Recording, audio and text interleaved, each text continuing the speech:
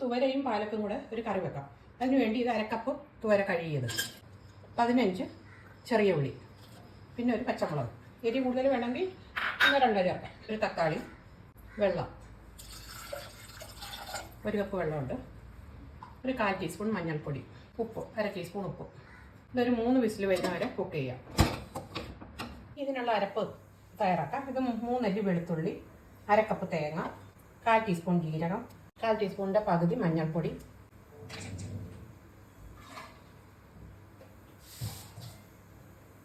കുറച്ച് വെള്ളവും കൂടെ ഒഴിച്ച് നല്ല പേസ്റ്റ് പോലെ അരച്ചെടുക്കാം.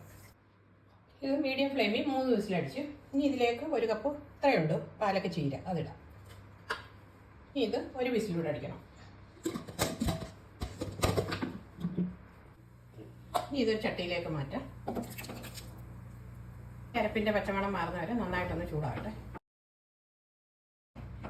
ഇനി ഇത് മാറ്റിയിട്ട് കടുക് വറുക്കാം. വെളിച്ചെണ്ണ,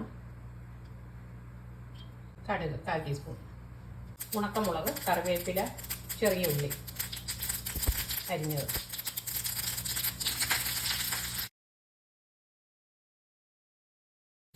ഓഫാക്കാത്.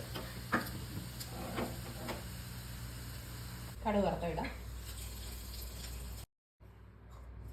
വളരെ ഹെൽത്തിയും ടേസ്റ്റിയായിട്ടുള്ള പാലക്ക ചീരയും തുവരയും കൂടി ഇട്ട കറി.